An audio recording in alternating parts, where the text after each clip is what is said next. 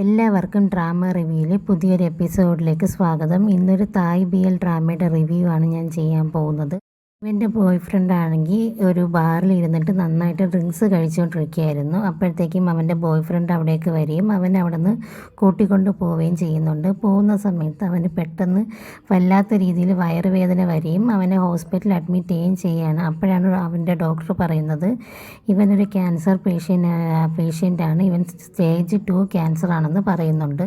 ഇതറിയുന്ന സമയത്ത് അവൻ്റെ boy friend ഒരുപാട് ഷോക്കായിട്ടുണ്ടായിരുന്നു. എന്നിട്ട് അവൻ്റെ അടുത്ത് ചോദിക്കുന്നുണ്ട്, അവന് ബോധം വരുന്ന സമയത്ത് ചോദിക്കുകയാണ്, നീ ഇത്രയും വലിയൊരു അസുഖം ഉണ്ടായിട്ട് എൻ്റെ അടുത്ത് എന്തുകൊണ്ട് പറഞ്ഞില്ല എന്നൊക്കെ പറയുകയാണ്.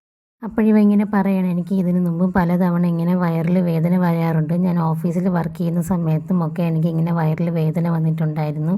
അങ്ങനെയാണ് ഡോക്ടറിൻ്റെ അടുത്ത് കാണിക്കുകയും ചെക്ക് ചെയ്തപ്പോൾ എനിക്ക് ക്യാൻസർ ആണെന്നുള്ള കാര്യം അവ അറിയുകയും ചെയ്യുന്നത്.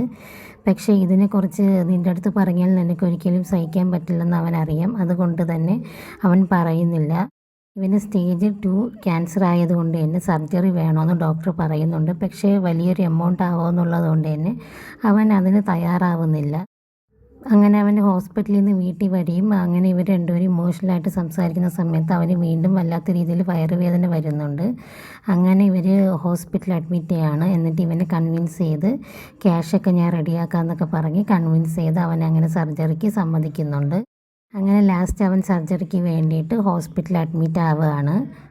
ഇവൻ്റെ അസുഖം മാറി ഇവൻ വീണ്ടും പഴയതുപോലെയായി ഇവരുടെ ലൈഫ് വീണ്ടും ഹാപ്പി ആവോ എന്നൊക്കെയുള്ളത് അടുത്ത എപ്പിസോഡിൽ നമുക്ക് മനസ്സിലാക്കാൻ പറ്റും. കാരണം ഇതൊരു ഓൺഗോയിങ് ഡ്രാമയാണ്. ഈ ഒരു ഡ്രാമ അത്യാവശ്യം നല്ലൊരു ഡ്രാമ തന്നെയാണ്. എല്ലാവരും കാണാൻ ശ്രമിക്കുക. അടുത്തൊരു വീഡിയോ ആയിട്ട് ഞാൻ വീണ്ടും വരുന്നതായിരിക്കും. താങ്ക്